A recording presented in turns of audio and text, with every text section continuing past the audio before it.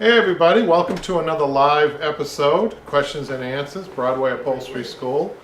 Thank you all for signing up. We're very happy with the sign up and how it's going. It's never too late to sign up, by the way, for any class. I just wanted to show you a couple of things that came in this week. This wing chair, it's a baby, people call it a baby wing chair or a child's wing chair. Actually, it's a salesman's chair that the company, I don't know the company name unfortunately, but a company making wing chairs or upholstered furniture would make these small pieces for a salesman to bring around. And it's an interesting piece that is going to be worked on in the shop. I just wanted to show you that. It's kind of interesting. Some of the things that walk through the door more than others. I'm going to put this down.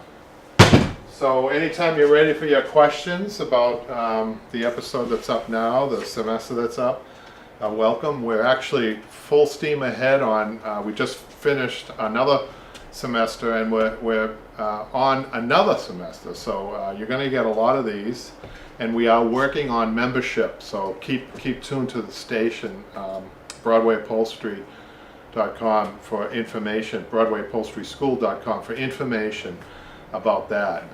And also, and what I have in front of me now, I'm really excited about this, to offer this A to Z upholstery footstool how-to. It comes with a manual that I've written. It's a fundamentals of upholstery, together with the materials that we're going to show you how to, but this will be posted soon on the website. And I would advise it for any beginner or anybody who wants to fine-tune their skills. And I also recommend it for anybody who's opening up an upholstery shop. I think definitely, if you're going to be opening up an upholstery shop, I've done this here in Arlington, you want to have classes. I don't care where you are in your career, you can do it. You can teach with this stool, because as a teacher you'll get the fundamentals of upholstery, the illustration. It takes you step-by-step illustrations, and also with the video. I think you got two really good tools to use during a class. Or you can do this with friends if you don't have an upholstery shop and you want to just have some friends over. It's usually about a 6-week class. I would give you 2 hours each day, and it's over 6 weeks. So you're looking at about 12 to 14 hours to finish. But it's really got a lot in it, and what I'm going to be doing right now live is taking it apart, taking this ottoman apart that we actually featured on the video. So I just wanted to show you all the different materials and go over them while I'm taking it apart. So obviously it's the fabrics, #1. So I'm going to be stripping this because we're live and I don't have that much time. I'm going to be stripping this not in the usual fashion. I'm going to be cutting the fabric away just to get at the guts, just to show you what's going on inside this. Any questions so far? Not yet. Okay, so anytime you guys want to ask a question, shoot. So I'm going to just cut away the fabric here. So on this one here, we had French nails which come with the kit to finish the edges. I'm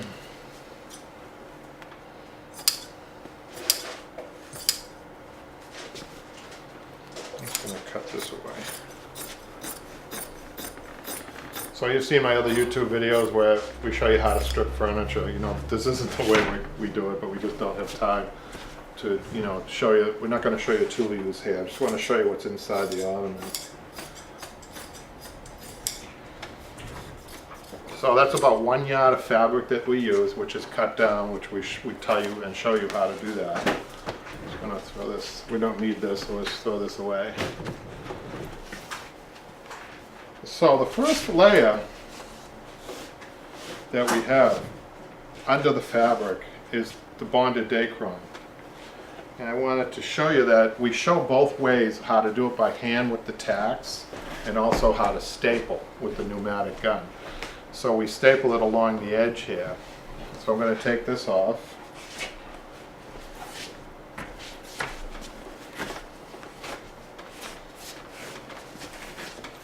We're very happy with the way the classes are coming out, the semesters are lining up.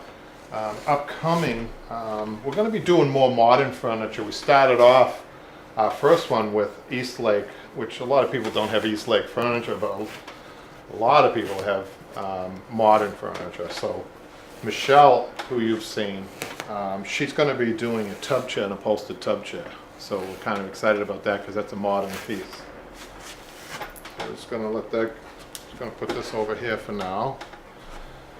And if you notice, what you'll see if you do purchase the video and the kit, you'll see that we have cardboard tacking tape here holding down the foam. Somebody asked that question about tacking through foam last week, and I answered it on live last week. You really can't do that with foam. It doesn't take a tack, but it will take either a staple or a tack, the cardboard tack tape over it. So that's what allows you to staple or tack the cardboard tack tape.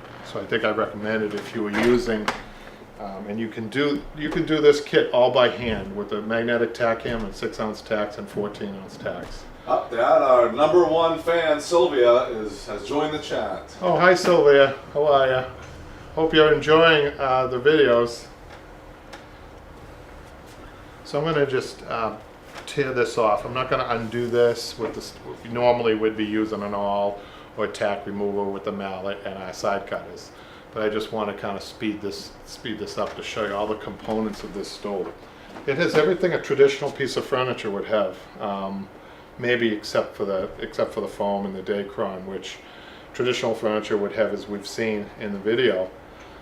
We would have horsehair or hay, more traditional battings. Because of the expense of these, not the hay, but the horsehair, we have to go to another batting, which is polyurethane. As long as it's a good piece of polyurethane, high density, I think you're okay. I try not to, if you've seen the YouTube videos, I try to reuse as much, if I have an old chair, as much of the original as we can. But Michelle's original material in her East Lake, if you're one of Sylvia you've seen, she didn't have any of the material. As a matter of fact, her material was hay, her batting was hay, so we couldn't reuse that. And plus, that was a curbside find, so that's why she went all the way down to the frame.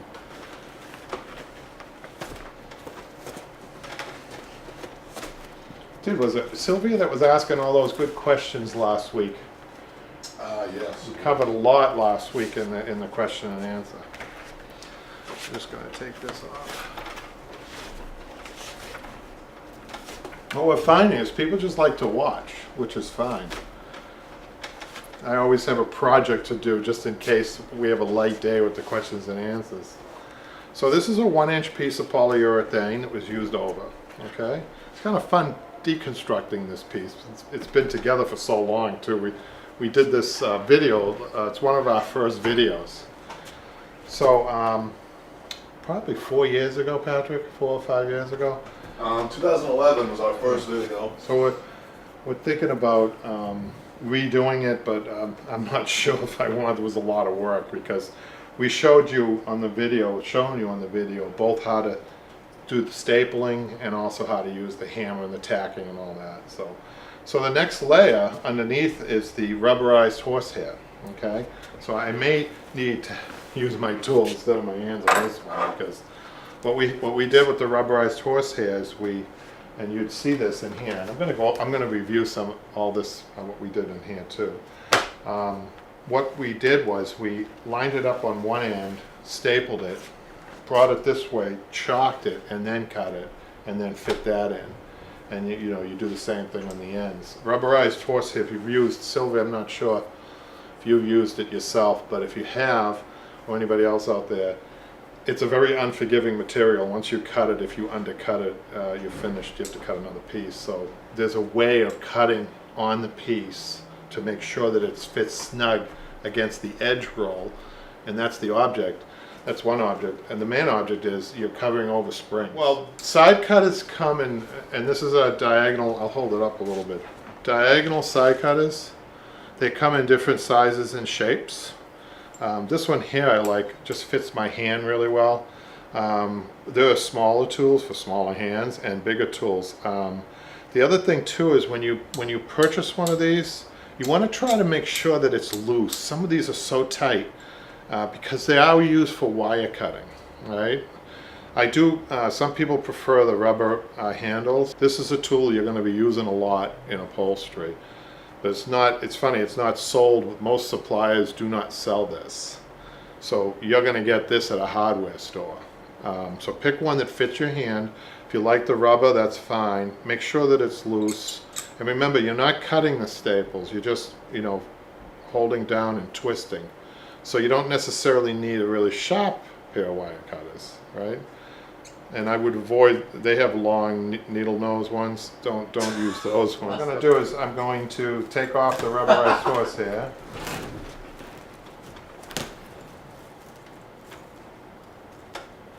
So if I can get under this, I probably can rip this. There we go. Just to show you that this is a 1/2 inch rubberized horsehair.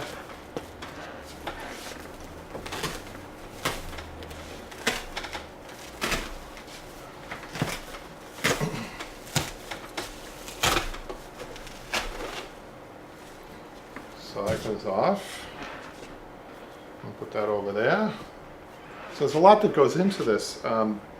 When we sit down, most of us who don't realize how much work goes into at least the traditional methods, More modern methods, they cut a lot of corners. The biggest thing they do is cut the corners of the coil springs, so they'll have coil springs. They won't have coil springs, they'll have zigzag springs. That eliminates a lot of work, but a lot of comfort too. So what I'm going to do now is I'm going to take the burlap. So there's burlap's underneath the edge roll. Okay, that's how we did this particular piece. Sometimes you can reverse that. You can have the burlap over the finger roll. This is called finger roll. So I'm going to take the finger roll off next. So it's important to have. This is another thing that manufacturers eliminate in the process. So in the process, you always want an edge roll covering over the edge of the wood. Otherwise, you have fabric coming over and then wearing against the edge. It's almost like a razor blade. So we have another question from Sylvia. Sylvia again. Thanks, Sylvia. So when do you do historical restoration? Do you use rubberized horsehair? No. Historical restoration's tricky if you've ever done it. A lot of museums want you to use the exact same materials. So that's actually good that they want you to do that. So if you're talking museum historical, that's another category altogether. We've done a couple of pieces like that. You actually have to use the same tacks, and you have to actually put the tacks in the same holes. Everything needs to be replaced. Reused like that.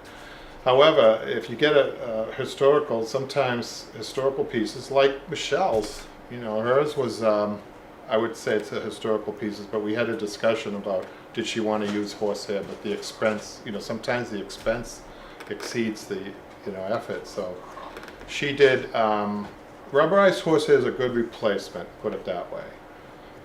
Is it historical? It's, I think it's been around since the 50s or 60s. So if you're doing something from the 1800s, no, it's not historic to the 1800s. So, but sometimes you have to be practical too. So that's a good question, but it's really important. It's an important element that goes over coil springs specifically, and it's used to smooth out the springs. That's the main purpose. But so wasn't horsehair. Horsehair's done the same. It's devised the same technique to go over the coil springs and to take that hard edge off the spring. Okay.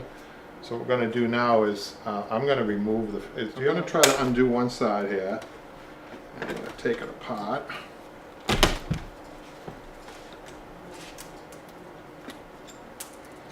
Just to let you know, our regular users on the online classes get preference with all the questions.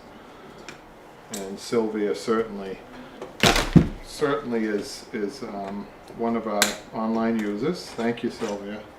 And I think it's Sylvia that has a blog. Is that right, Sylvia? Do you have a blog, an upholstery blog? Somehow I'm remembering that. I think you were favorable to us in your blog. I appreciate that. So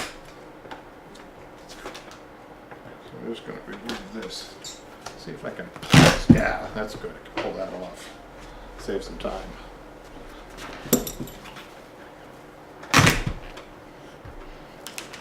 good to have muscles.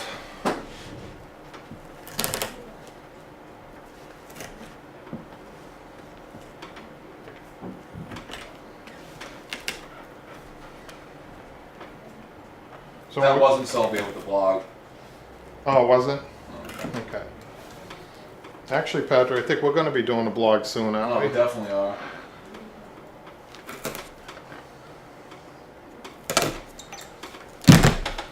So, when we're teaching live classes, we're going to be starting up a live class, by the way. I think I have one more opening on next Thursday at the shop. We have up to 6 to 8 people at a time here at Upholstery on Broadway.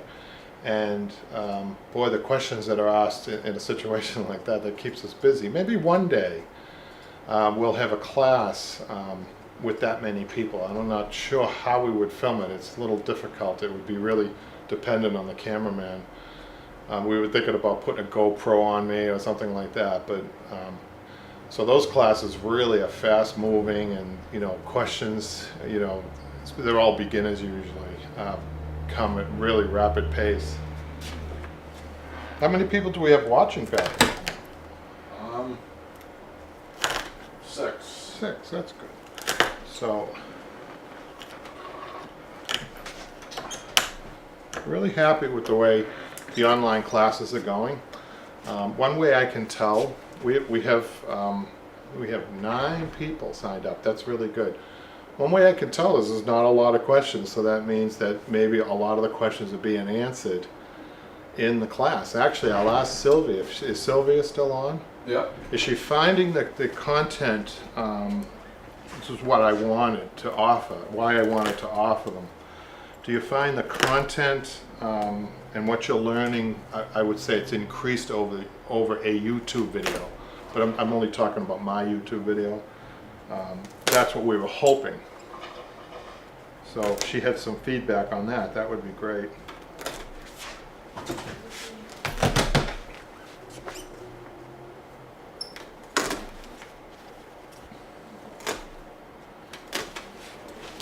Okay, we got that one. Just gonna save that for you all to see. Got it all piled over here.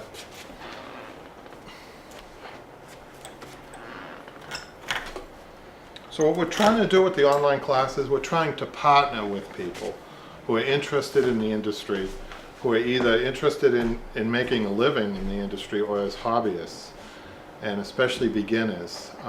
But we're trying to partner with just the instruction. I'm not interested in selling all these supplies, but one of the things that I'm going to do is show you how to order these supplies to make it easy.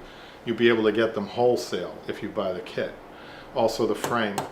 So I'm going to tell you, I'm going to give you my sources when we're ready.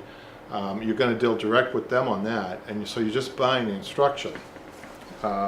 Except the book now, if you just wanted the book, we are going to offer the book for sale. But if you're getting the package, I'm going to show you how to get the wholesale supplies, the right proper supplies for the instructional manual.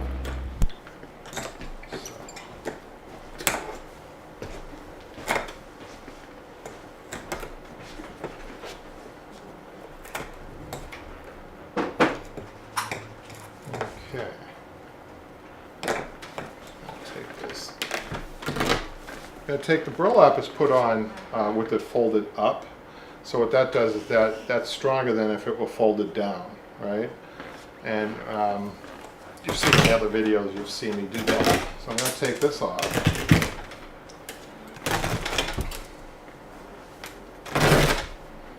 And my Wheaties this morning. This is not hard, this is not easy to rip this like this. And I don't recommend anybody to do it like this, but I'm only doing this because of the live class. I just wanted to show you all the different materials in this in a timely fashion. You don't want to see me standing here getting one staple out at a time. So this is burlap, goes over the springs and the twines. Okay, so then we have this 8-way tie. So I want to talk a little bit about this. I think this is probably the most advantageous part of the whole ottoman that teaches you how to 8-way hand tie. And I want to show you the corresponding teacher's booklet. manual, Fundamentals of Upholstery. So there's detailed instructions. Some people like learning from books, some people like the videos, but I think the combination, video and book, really spells it out. And I think that if you're going to teach this class, which I highly recommend if you're opening up an upholstery shop, or if you're going to teach this class to some friends, you would have this book. And you would be watching the video, would be set up, and everybody would have their supplies. And like I said, you can schedule it out in a 6 to 8 week, depending on how long you want to do each class. I think it's a fun thing to do. We have trial run this with a student who took the idea, took the stools, took the supplies, took the book. We didn't have the video at the time though, but she had a class of 6 to 8 ladies, and they had fun. And we saw some of the results of that were really good. So that's good. But I think that the step-by-step instructions are really wonderful. I wish I had this when I was learning. I mean, I had to learn on the job. I'm just going to put that aside for now and just show you. So what does an 8-way tie mean? It means that each spring has 8 twines attached to it. And that the spring won't be moving. You see it can't move this way or this way. They're independent of one another, and they have 8 ties on them. This design, as far as seating goes, in the history of upholstery, in my opinion, is the best you can do. It is the best. It beats just webbing. It beats zigzag springs. It beats foam by itself. Any other questions, Patrick? Nope. Just want to flip the ottoman around to show you on the bottom. This is a jute webbing that the springs are attached to. So the combination jute webbing here, a coil spring, an 8-way tie jute twine, the burlap, that combination right there is the best. So I'm going to start undoing these twines. I'm only going to cut these.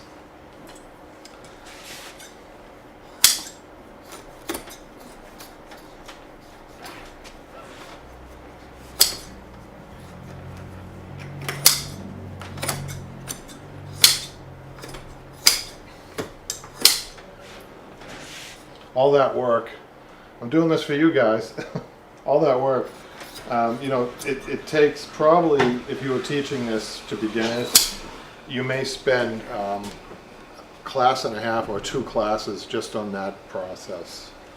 And we're cutting it in a couple of minutes.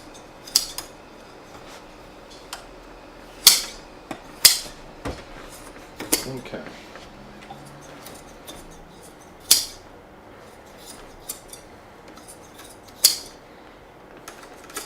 By the way, you're learning how to, you know, if you have an antique that came into your shop or in your possession, you do cut around the twines like this, and sometimes you can twist off from the, there's little clinchets, or sometimes you can use ties, nylon ties to put it down, but they come right off.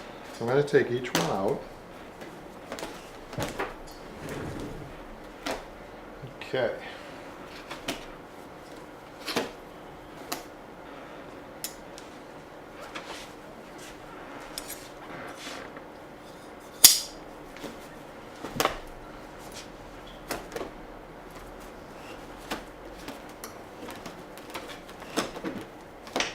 Okay, so we have 5 springs. I'll put those over here. 5 coil springs were picked on this ottoman because that's the, you know, it's the easier combination of springs. Sometimes when you get an even amount of springs, it's a little harder to do the 8-way tie. So what I try to do is I design this to give the beginner some confidence. And then there are different ways of tying springs too, depending on what, you could have a wire edge seat that gets a different treatment. So this is pretty much a basic, you know, design, but it gives you a good idea of the work. I mean, look, if you look at this now, all the tacks, it's 14-ounce tacks that we're holding the spring twine or the ruby twine in, and then we have a combination staples and tacks in here, because we show you 2 different ways of doing it. But that's a lot of tacking on the top there, as you can see. To be careful because they're loose staples. So these are all Just want to show you, these are clinchets that held the spring on. So this is an example on the clinchets. Just want to show you what that is. This is actually a rather expensive tool that an upholsterer would have, but you hobbyists may not have it. So this is a good example of why this ottoman works well with people who don't want to spend all the money on the equipment, or they don't have the equipment. Because I show you how to do a tie with nylon. You get nylon twine with this. So I show you how to anchor the spring with the twine rather than use this contraption. But what this is it's called a clinchet with a K. And you have, any questions, Patrick? Nope. Okay. So you want to load up the clinchets through the here, and they fall down into where the trigger area is, or the hammer comes out here. I just want to show this to the camera. It's a sort of a question from Sylvia. She commented on the book. She said she was wondering if you were going to do that. So. What do you mean? No, she was wondering if that would ever be a thing. So then she says, I'll phrase it as a question. She didn't ask it, but she's wondering if size of the tacks and like intended usage, will that be included in the book? Yes, everything's included in the book. The book, I'm going to review the book in a minute if we have time. We should have time. I'm going to go through the pages of the book, but we have 44 pages of illustrations and techniques, and we have a supply list in the front that I'm going to go over too. That's actually the first thing I'm going to do after I finish up here. So I do want to show you what a clinchet is. A clinchet takes these tools, these little, I'll show you.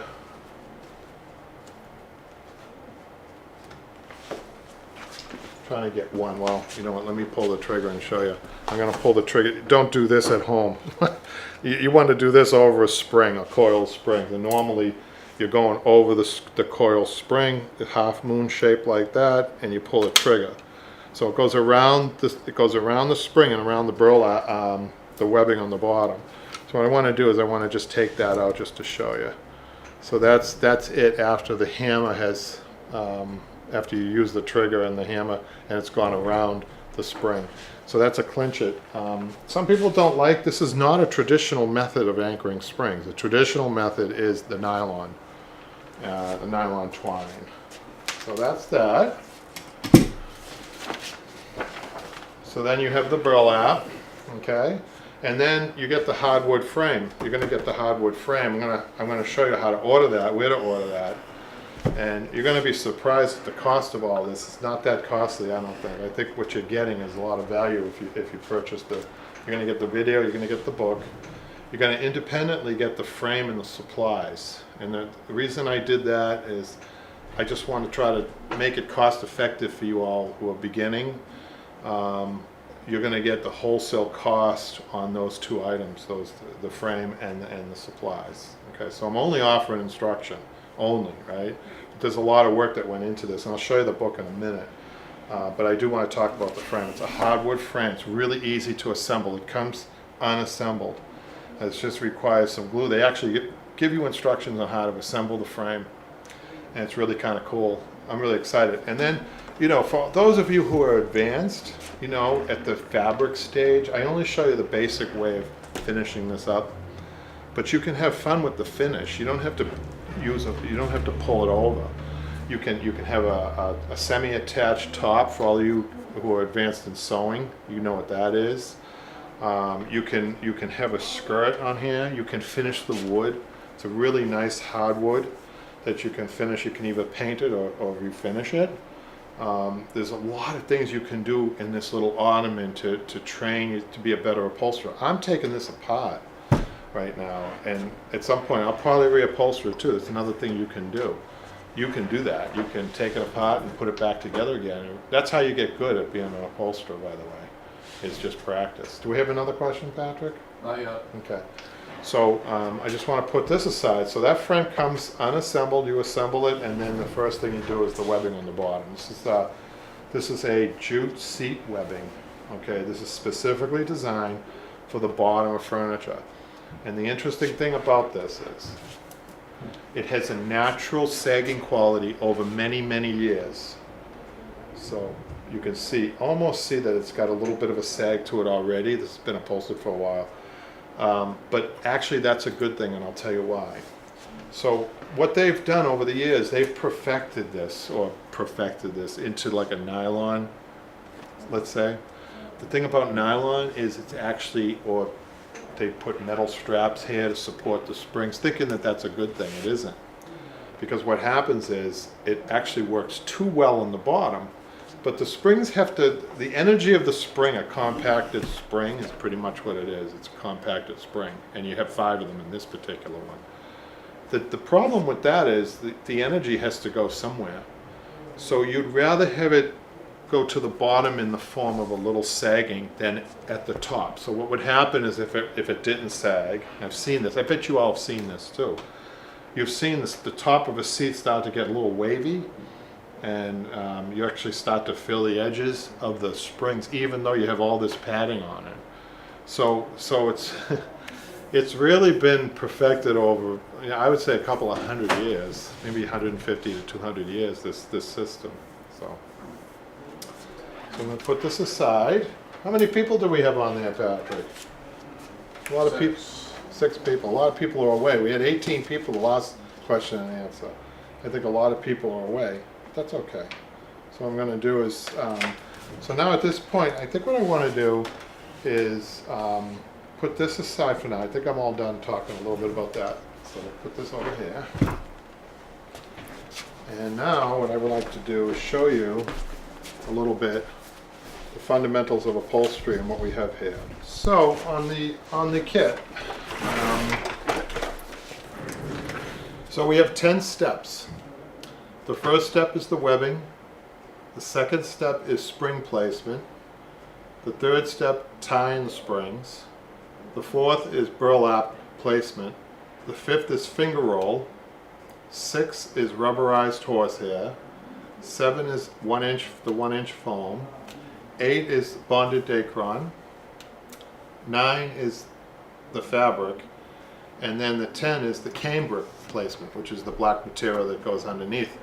But you can add, for all of you who probably would be advanced in this, you could add on to that. You can add skirts. You can, like I said, you can add semi-attached cushion.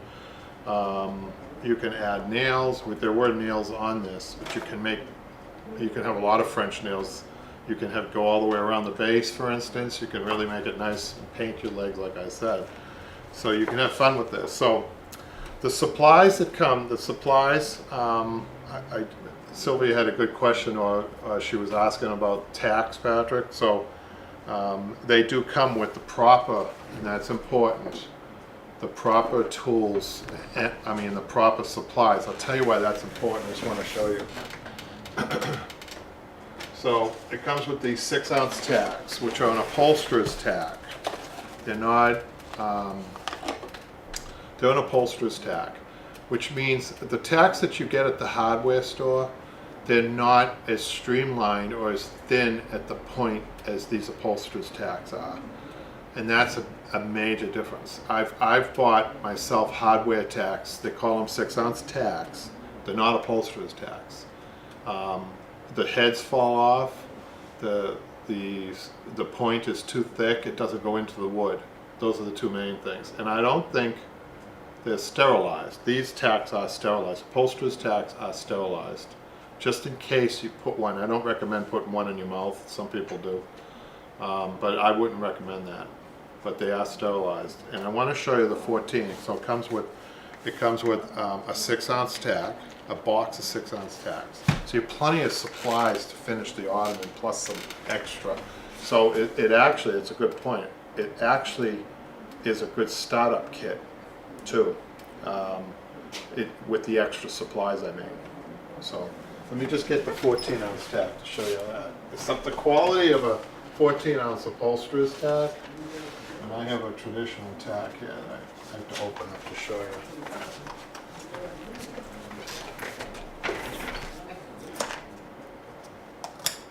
I think one of the questions I think when we were finished live was, somebody asked, are you afraid if you teach an upholstery class that all your work would be taken away, or that you'll lose business? It's just the opposite. When I started teaching classes in my shop, I think it increased sales up to 30%. That's significant. Because what happens is people, and it's true, if you're teaching, you're an expert. you're the teacher. And we did get a lot of work from students. Not a lot, to finish their projects. A lot of people just want to finish their projects, but we get a lot of their furniture in the future. They want to give us their furniture to do. And I'll tell you, they're your best customer because they realize how difficult the labor part of it was, and they're willing to pay for that. And some of my best customers definitely are my ex-students, definitely. So I just wanted to show you a tack, 14-ounce tack, and I'm going to bring this up to the camera a little closer. The 14-ounce tacks, the bigger tacks that we use to anchor in the webbing, and also the twine. Okay, so what the quality is that you're not going to find in a hardware, it has these two little prongs right there, so that prevents the tack from coming up, because there's a lot of, once you wrap the twine around, there's some tension there, some force. So it's good. And also, if you notice, I don't know if you can see this, but this is very pointed. So the tacks, like I said, that you might get a 14-ounce tack would have these prongs in a hardware store, and it would be very fat at the bottom and unable to penetrate the wood. So I'm going to put this over here. Talk a little bit about more of the supplies. The coil springs that you get are a seat spring. There's a difference between, you really need to know your materials that you're working, and I'm hoping that this is pure, and from an educational standpoint, this video itself, and if you purchase it, you're going to get the right materials. So often people make a mistake. I've made a lot of mistakes when I first started upholstering, and I'm trying to save you guys from making the same ones. Costly mistakes. Like, for instance, using a back spring, which is a lower gauge spring on a seat, or using the heavier gauge on a back. So they are different gauges and different sizes. So one of the questions I get a lot is, how do you know which size spring to use with piece of furniture? Well, if it's an upholstered seat, you can get a bigger spring, although we chose not a bigger spring on this just because of the handling. We did, bigger springs are harder to tie. So we went with I think 1, 2, 3, 4, 5, 6. We went into the number 1 spring. The way they a number 1 seat spring, the proper gauge. The way they determine springs, it goes from 1 to 5 for some reason. I don't know why they do this. You count out to 5 on any spring, and then anything over the five rungs is the number spring it is. So this has 6 rungs, so it's a number 1 spring. That's a good example about, if you're talking to a supplier, hopefully if you're signing up for the classes, Sylvie, like you and other people who sign up for the classes, you're going to get some valuable information on how to talk to your suppliers. And they're busy on that end, on that 800 number. We'll talk about that, about who to call later. But you're going to want to know what you're ordering way ahead of time. Okay, so when you say, I need some coil springs, and I say, well, what number coil spring? That would be the next question. What is it, a seat spring or is it a back spring? Is it a zigzag spring or is it, you need to have all those answers. So hopefully when you're signing up for the classes, you're learning what you're learning during the class. I think you're getting it's good quality content. But anyhow, so that's pretty much the spring. There's one other thing I want to talk about on the spring. Usually most springs come, new springs, old springs come with a little dip on one end, and that's the end that you want up. That's the end that you want where the springs are, where the ties are, in order for you, this doesn't want to be poking up. See, this is flat right here. This is flat. This is dipped. You want that on the top. Okay, so we'll put that aside for now. So the bonded white Dacron. Bonded white Dacron is a material that takes the place, and this is why we selected it on this ottoman. This takes the place of muslin and cotton. So if you can use that for sure. If you're more advanced and you want to use more natural fibers, you certainly can do that. But we're focused a little bit more on the beginner. So we picked the bonded Dacron because it's just easy to work. Okay, and it is a batting, qualifies as a batting. you know, so that's why we use that. And a good 1-inch piece of polyurethane. I talked to you about the rubberized horsehair. And burlap.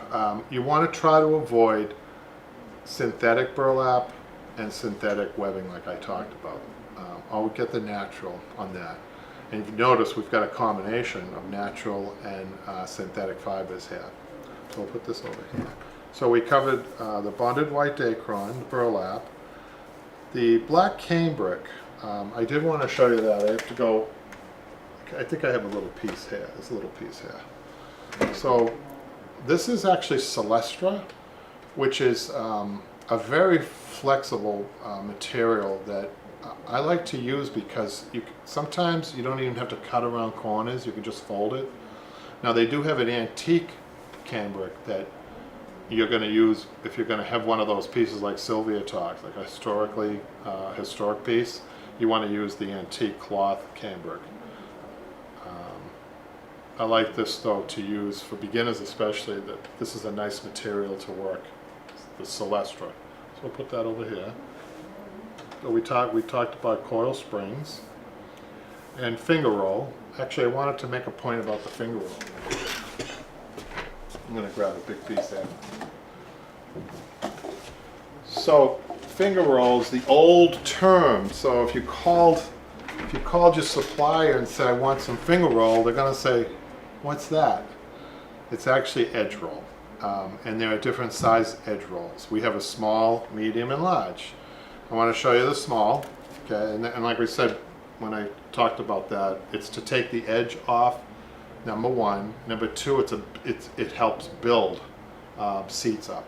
Okay, so I'm going to show you that. And going to show you a bigger edge roll that's used to build seats up more, and on framework that's a little lower, and you need height. If you've signed up for one of the 9 people to sign up for the first semester, you will see Michelle using two of these on hers, and she's using a combination of stitching on that, blanket stitching, and I believe she's using a slip knot, and I think she's using a back stitch. So she's using 3 different stitches in order to build up that, because that was just a frame. And she did a really good job. She actually did a second chair at home that really came out as nice as the first one, so we're proud of that. I'm going to put this away. So we've only got about 10 or 15 more minutes, so if you have questions, now's the time. Upholstery related questions, that is. We'll put that up here, and we'll continue our list of supplies.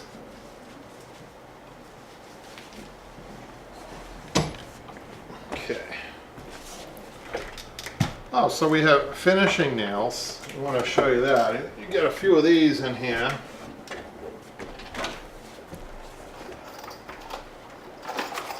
French finishing nails. French nails are the universal tack. They seem to work with most fabrics, and we have other tacks. We have silver tacks, all kinds of tacks. I think they're about, oh boy, I can show you actually.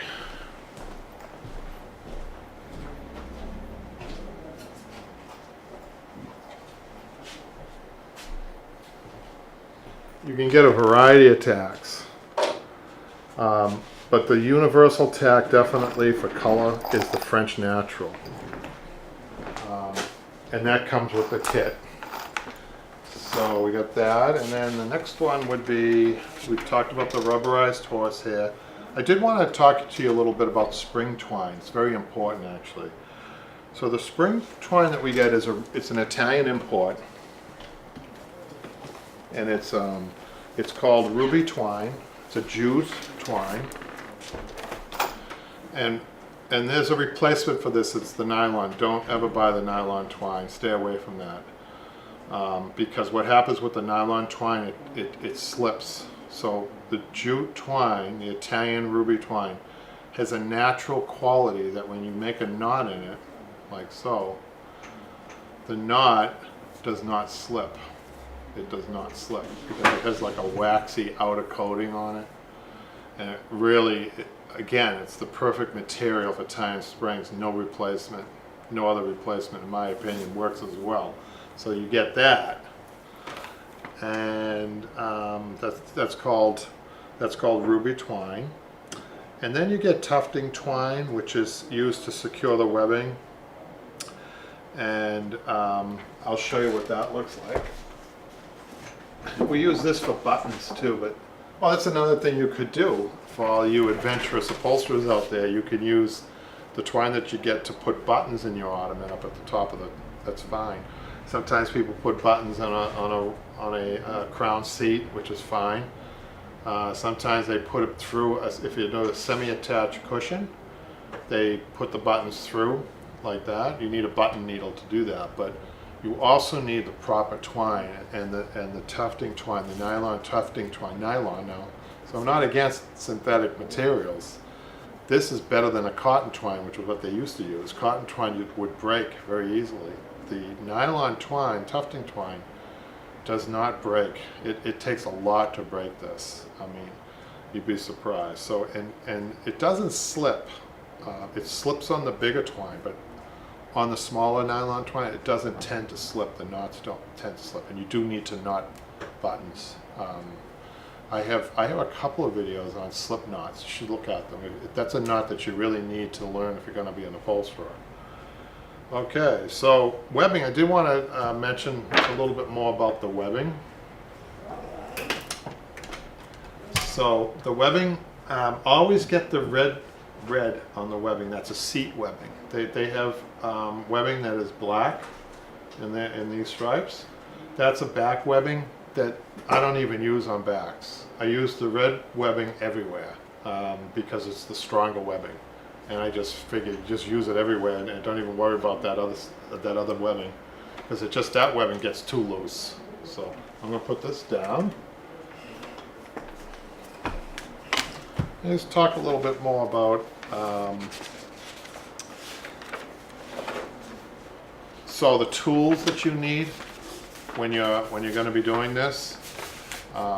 So these are tools that you would find, anybody would find in their drawer at home, their kitchen drawer. And that's, I think, the beauty of this kit. You don't have to go out and buy a shop full of expensive tools to do this. If you're just starting out, you're just testing the waters, you're interested in this, a hobby, whatever, you're very, very introductory to upholstery, it's great. So believe it or not, the tools and materials that you need to do this is an awl, which is that sharp tool that you use that, you know, it looks like an ice pick, but it isn't. Chalk, crayon, or magic marker. A pair of pliers, ideally side cutters, but a regular pair of pliers would do. Pencil and a paper. Table. A tack hammer or any small-headed hammer, ideally with a magnetic end. And like I said, so far, you know, all these you could find in your home. A tape measure, ideally a soft tape measure like a sewing, like a stitch, a seamstress would have. A very sharp pair of scissors. 1 yard of upholstery material. That's it. Now, if you look down this list and you're a professional upholsterer, or if you want to take it to the next level and get the tools, so you would match up. The number one, the awl would be a tack remover, or a chisel, and maybe a mallet, a wooden mallet. Like number three, like pliers, you want side cutters instead of just a regular pair of pliers. Instead of a table, you can get a nice pair of sawhorses for yourself. Scissors, you can have an assortment of scissors. And of course, one thing that's not on here is your pneumatic staple gun, which would really speed up the process and help you. But I do recommend that if you're just starting out, do not get the pneumatic staple gun. Start with your tacking first. I know it seems like a lot of work, but that's how I would start, okay? So I just wanted to show you just briefly, I think before we close out, we're going to show you just a little bit more of the illustrations, which, and this is a copyrighted book, by the way. You know, the instructions are really, really, I think, they have a lot of detail for you. And like I said, see, it shows you how to stretch the webbing using the pair of pliers, using the rudimentary tools that you find at home. And yes, granted, that's not going to get it with a pair of pliers in a hand. So all you professional upholsterers out there, I know, it's not going to get the webbing as tight as a webbing stretcher.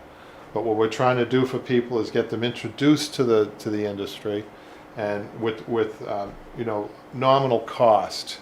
You know, I can't tell you how many people I know that went out and bought all the best tools, you know, thousands of dollars, and then, you know, didn't pursue the hobby because they maybe get frustrated with it.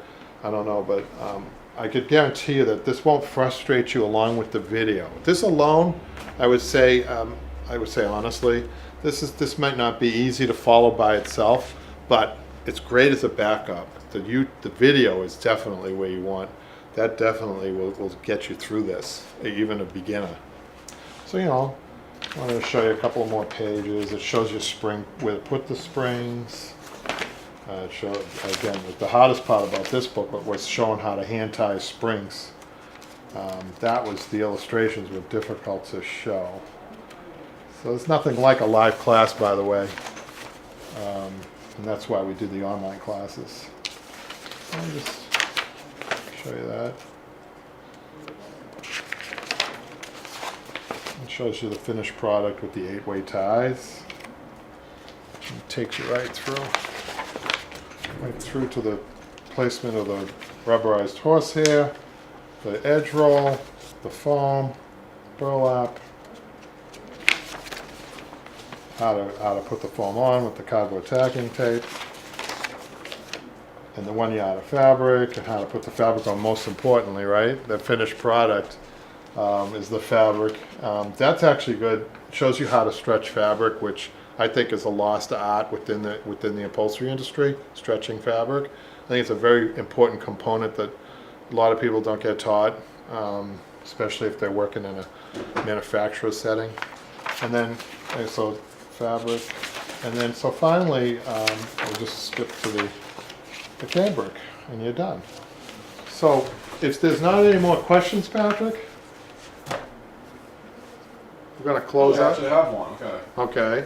Ethan asked, I made a couch with 8-point, but after about 2 to 3 years, the jute string started to snap on a few areas. Any idea what caused this, or can be done to prevent it in the future? And you use the jute twine, huh? That's really surprising. I'm trying to think what would cause that. The only thing I can think that would cause that would be if you had two springs, and you can tell me if I'm wrong about this, two springs that were really close together and that were hitting the twines, or the knot wasn't if you didn't knot it properly, that could do it too. So what I show here is how to, for beginners, I have them knot. Now there's also, you might have done a crossover tie too, which that was a technique a lot of upholsterers use because it speeds you up. Instead of making a knot, you just cross it over. That also could be why it did that. But if you're knotting, if you have these knotted, I'll show you. Look at this. These are actually knotted. It shouldn't do that. So you can go back in there. I know it's a little bit of work, and undo it and get back in there and use this technique. I guarantee you. This technique here has been proven to last 150 years. Thanks for the question, Ethan. Any more questions, Patrick? At the moment. Okay. So I think that's going to wrap this up, this question and answer. So look at the website, BroadwayUpholsterySchool.com. Keep checking that out because we're going to be adding the store, and we're going to be adding this and also a membership, which I think it's got a great value. So I really appreciate all you who have tuned in. So we'll see you next time. Thanks a lot.